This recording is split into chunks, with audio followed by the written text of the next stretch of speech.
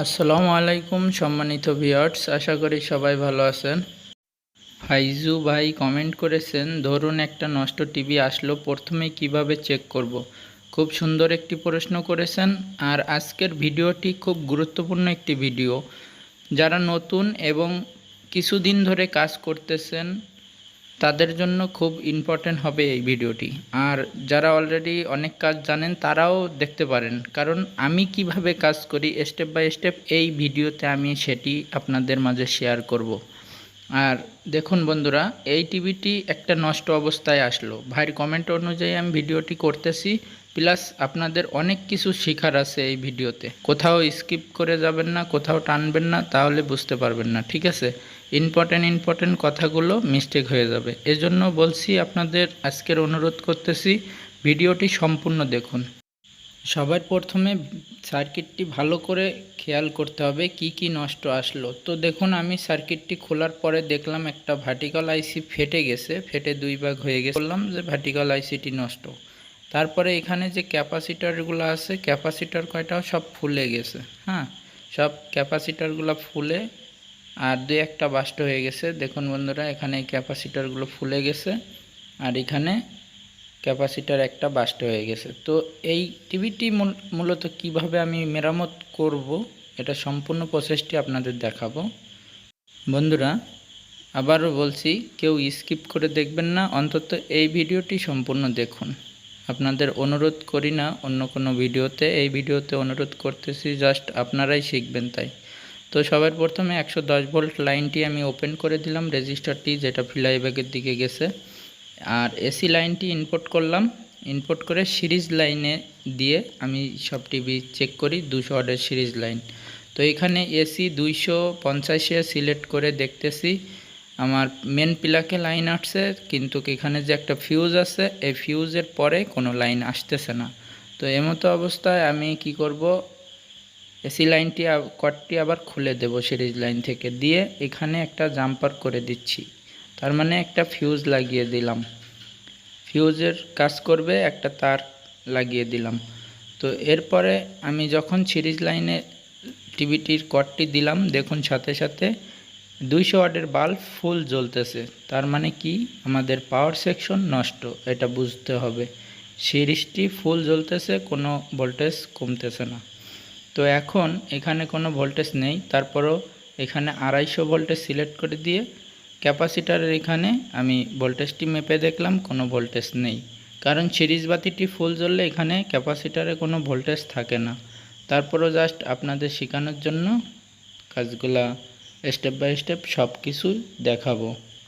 তো বন্ধুরা, এখন পাওয়ার সেকশনে যেহেতু ফুল সিরিজ লাইনটি জ্বলতেছে, হয় এখানে ট্রানজিস্টর আছে, মেন ট্রানজিস্টরটি নষ্ট, এবং আর নয়তো এখানে যে ডায়োড থাকে, 4টা ডায়োড থাকে, ডায়োডের মাধ্যমে ব্রিজ রেকটিফায়ার ডায়োডগুলো নষ্ট থাকলে এরকম সিরিজ লাইনগুলো ফুল জ্বলে।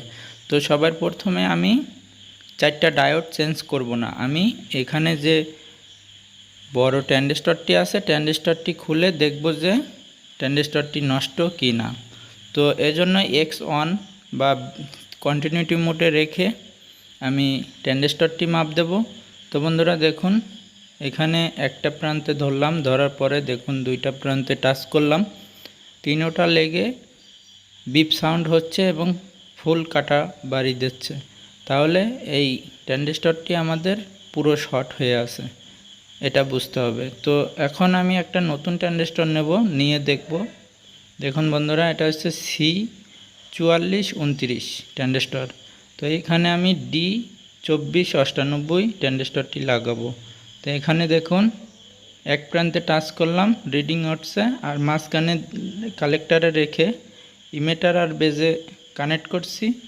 তো এখানে কোনো ভ্যালু শো হচ্ছে না, তো আমাদের এই ট্রানজিস্টরটি ভালো আছে। এমতো অবস্থায় ডাইরেক্ট ট্রানজিস্টরটি লাগানো যাবে না, তারপরে বোর্ডের ভিতরে যে ভোল্টেজগুলো মাপতে হবে এইগুলা ক্লিয়ার হওয়ার পরে, শিওর হওয়ার পরে তারপরে আমরা ট্রানজিস্টরটি লাগাবো। তো দেখুন বন্ধুরা, এখানে কিন্তু আমার ট্রানজিস্টরটি খোলা আছে, আর এখানে যে বেজের ভিতরে 0.60 ভোল্ট মানে 1 ভোল্টেরও কম আসবে। এখানে দেখুন আমি এখন সিরিজ লাইনে দিয়ে মেন ফিল্টার ক্যাপাসিটারে দেখতেছি 300 ভোল্ট আছে কি না। তো দেখুন বন্ধুরা, এখানে 1000-এ সিলেক্ট করে দেখলাম এখানে 300 ভোল্ট মতো শো হচ্ছে। 250 দিলে ফুল উঠে যাচ্ছে, পরে আবার 50 উঠতেছে। তো এখানে 300 ভোল্ট ফুল উঠতেছে। এখন আমি ডিসি 10 ভোল্টে সিলেক্ট করে এখানে বেজের এখানে আমি পজিটিভ ধরলাম আর ক্যাপাসিটারের নেগেটিভ ধরলাম। তো বন্ধুরা দেখুন, এখানে 1 ভোল্টেরও কম আছে। তো তাহলে আমাদের পাওয়ার সেকশনে বেজের ভিতরে যে সিগন্যালটি আসার কথা সে সিগন্যালটি আসতেছে। তারপরে আমরা একটা ল্যাম্প দিয়ে, বাতি দিয়ে ক্যাপাসিটারের ভোল্টেজটি ডিসচার্জ করলাম। তারপরে আমরা 2498 ট্রানজিস্টরটি লাগিয়ে দেব। তো বন্ধুরা, আপনারা খুব মনোযোগ সহকারে ভিডিওটি দেখবেন আশা করি। আর কে কে শুরু থেকে লাস্ট পর্যন্ত দেখতেছেন এটাও কমেন্টে জানাবেন। তো বন্ধুরা, কারণ আজকের এই ভিডিওটা দেখলে আপনারা বুঝতে পারবেন এই একটা টিভির কি প্রবলেম হয়। তো বন্ধুরা দেখুন, এখানে ট্রানজিস্টরটি লাগিয়ে খুব সুন্দর করে নাট টাইট দেওয়ার পরে সুন্দর করে ঝালাই করে দিচ্ছি। আর আমি ভিডিওটি সম্পূর্ণ করে দিচ্ছি, কোনো রকমে কেটে কুটে করতেছি না, ক্লিয়ারভাবে আপনাদের বুঝাই বলবে, এজন্য ভিডিওটা একটু বড় হয়ে যাচ্ছে।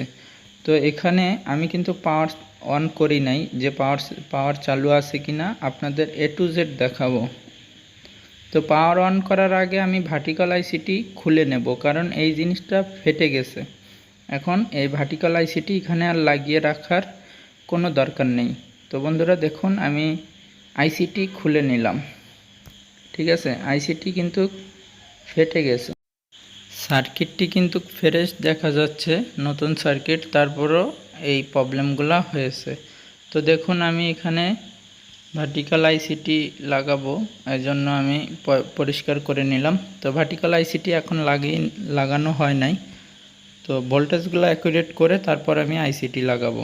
তো এজন্য এখানে দেখুন, মিটারের কাঁটাটি, মিটারের যে কালো নবটি আছে ওইটা আমার গ্রাউন্ডের সাথে বডিতে এখানে ওখানে লাগানোর দরকার নেই, এজন্য আমি এই একটি কোয়াট লাগিয়ে নিয়েছি। আপনারাও চাইলে এই সিস্টেমটা করে নিতে পারেন, কারণ আমার আর নেগেটিভটা ধরার কোনো দরকার পড়বে না। তো বন্ধুরা দেখুন, আমি এখন 110 ভোল্ট ওকে আছে কি এটা পরীক্ষা করব। তো দেখুন বন্ধুরা, 110 ভোল্ট ওকে আছে, মিটারের দিকে খেয়াল করুন। তারপরে যে ভার্টিক্যাল লাইনের ভোল্টেজগুলো দেখলাম 27 ভোল্ট, এটা আসতেছে 28 ভোল্ট। আর রেগুলেটর সেকশনের জন্য যে ভোল্টেজ 10 ভোল্ট, সাউন্ড সেকশনের জন্য 15 ভোল্ট, এবং চ্যানেল বক্সের ওখানে কোনো ভোল্টেজ 1 ভোল্ট মতো দেখাচ্ছে। তো যাই হোক, আগে পাওয়ার সেকশনটি ওকে করব, এজন্য আমি এখানে একটা ডিমি লোড দিয়ে নিচ্ছি, যে 110 ভোল্ট ওকে বের হচ্ছে কি এটা আমি চেক করে নেই। আপনারাও এইভাবে চেক করবেন। দেখুন বন্ধুরা, এখানে মিটারের কাঁটাটি আমি 250-তে ডিসি 250-তে সিলেক্ট করে দিলাম, আর একটা 60 ওয়াটের বাল্ব পজিটিভ আর নেগেটিভে লাগিয়ে দিলাম। তারপরে মিটারের কাঁটার দিকে খেয়াল করুন, দেখুন ডুমটি জ্বলতেছে, তারপরেও কিন্তু 100 ভোল্ট ওখানে শো হচ্ছে। তার মানে আমার এই পাওয়ার সেকশনটি সম্পূর্ণ ওকে হয়ে গেছে। এখন আমি এই তার দুইটা খুলে দিচ্ছি, ডিমি লোডটি খুলে দিলাম। এখন পাওয়ার সেকশন ওকে আছে। এখন আমি সেকেন্ডারি সাইটে দেখব কি প্রবলেম এখনও আছে। তো বন্ধুরা, সেকেন্ডারি সাইটে সবার প্রথমে একটা ক্যাপাসিটার ফেটে গেছে, এই ক্যাপাসিটারটি পরিবর্তন করতে হবে। তো দেখুন বন্ধুরা, আপনারা এই সাকারের মাধ্যমে সবসময় কাজ করবেন। সাকারের মাধ্যমে কাজ করলে প্রিন্টগুলো নষ্ট হয় না। তো ক্যাপাসিটারের দিকে খেয়াল করুন, ক্যাপাসিটারটি ফেটে গেছে।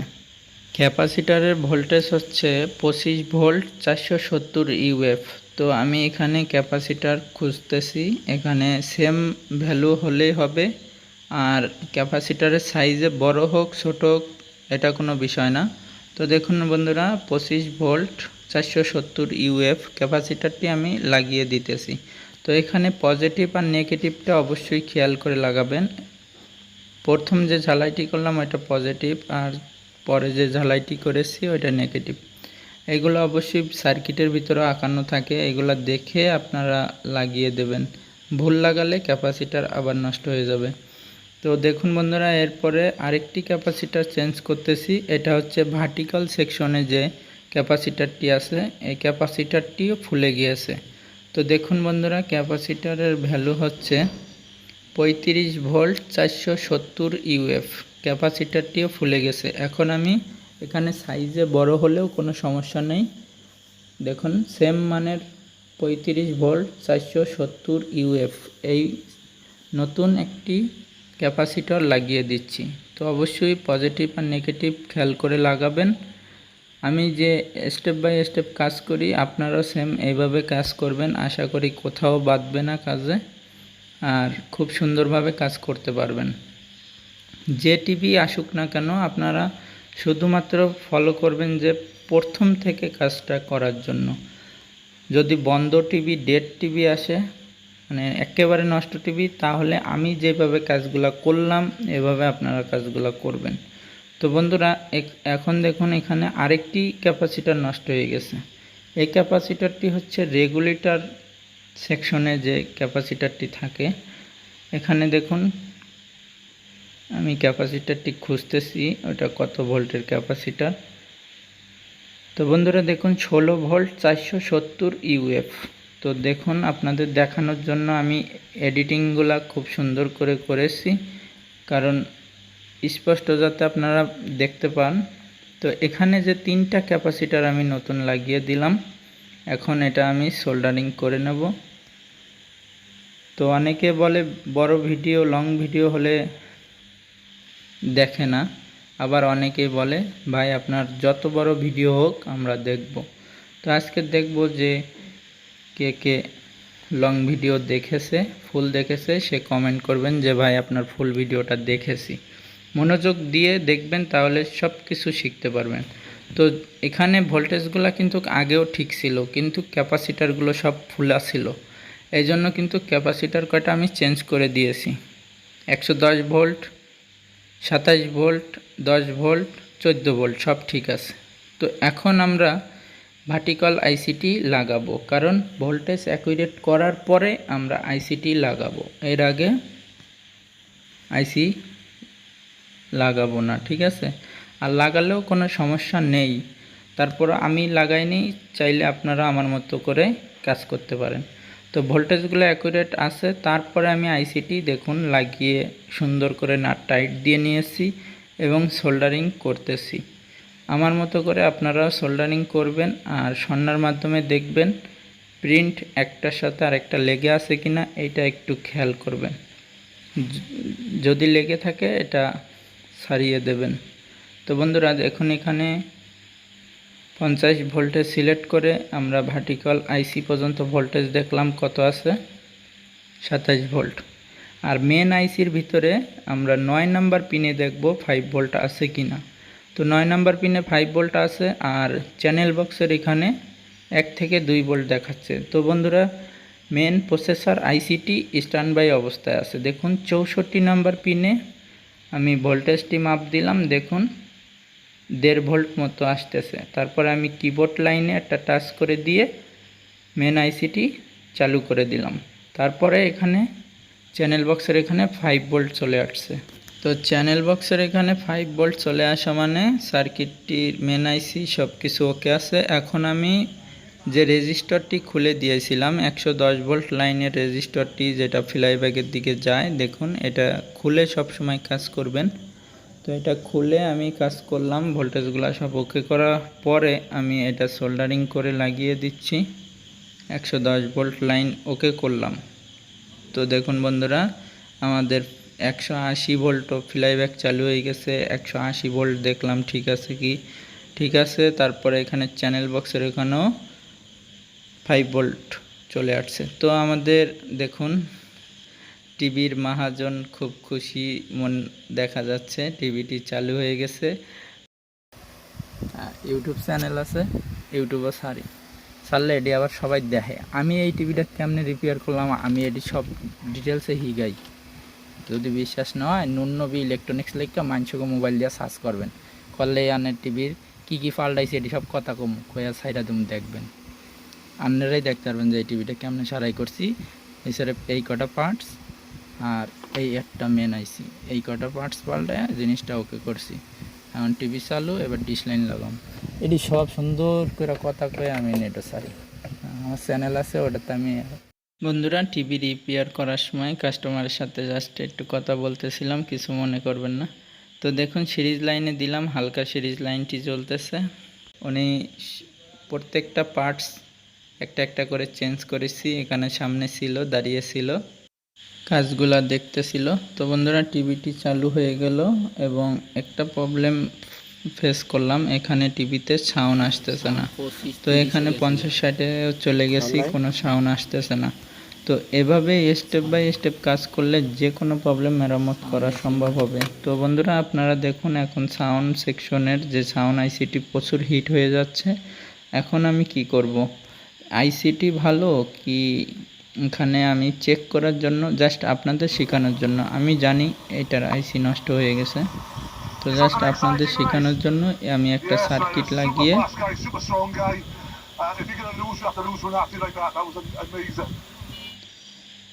এভাবেই আমি চেক করে আপনাদের দেখালাম। আপনারা এভাবে চেক করবেন যে অডিও সাউন্ডটি এই সাউন্ড আইসি পর্যন্ত আসতেছে কিনা। মেন আইসি থেকে সাউন্ড আইসি পর্যন্ত যদি সাউন্ডটি থাকে, তাহলে আমরা এখন সাউন্ড আইসিটি পরিবর্তন করলেই টিভিটি আবার সাউন্ড আমরা শুনতে পাবো। তো বন্ধুরা, এখন আমি সাউন্ড আইসিটি খোলার আগে দেখব যে স্পিকার নষ্ট আছে কিনা। দেখুন বন্ধুরা, স্পিকারের কর্ডটি আমি বিপ সাউন্ড এবং মিটার শো হচ্ছে কিনা এটা দেখে নিলাম যে স্পিকার ভালো আছে। তো স্পিকার যদি ভালো থাকে তাহলে আমরা দুইটা স্পিকারই চেক করলাম, করার পরে স্পিকার ভালো পেয়েছি, তারপরে আমরা আইসিটি আমরা পরিবর্তন করতেছি। তো অবশ্যই আগে মাইক ভালো আছে কিনা এটা দেখে তারপরে সাউন্ড আইসি চেঞ্জ করবেন। তো এটা 2003 সাউন্ড আইসির নাম্বার, সেম সাউন্ড আইসি আমার কাছে আছে, আমি এটা পরিবর্তন করে দেব। তো A to Z টিভির কাজ করলে আপনারা অবশ্যই সব পার্টসগুলো রাখবেন, কারণ একটা একটা করে নষ্ট হলে যাতে সাথে সাথে আপনারা রিপেয়ার করে দিতে পারেন। তো বন্ধুরা দেখুন, এটাও 2003 সাউন্ড আইসি, আমি এখন একটা নতুন লাগিয়ে দেব। তো বন্ধুরা দেখুন, এটা সাউন্ড আইসিটি লাগাচ্ছি।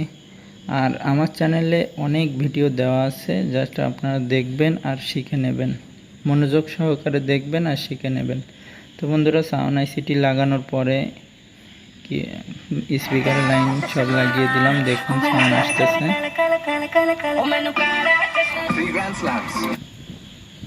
তো বন্ধুরা, রিমোটের সেন্সরের লাইনটি লাগানো হয় নাই, এবার সেন্সরের লাইনটি লাগিয়ে দিলাম। দেওয়ার পরে দেখুন সাউন্ড কম বেশি সব কিছু হবে।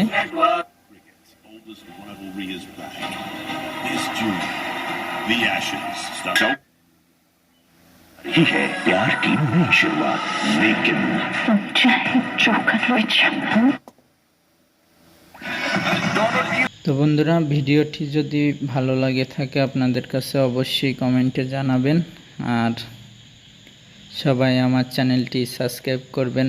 নতুন যারা, অনেকেই ভিডিও দেখে কিন্তু সাবস্ক্রাইব করেন না, অবশ্যই সাবস্ক্রাইব করে পাশেই থাকবেন, এটাই আশা করি। ভালো থাকবেন।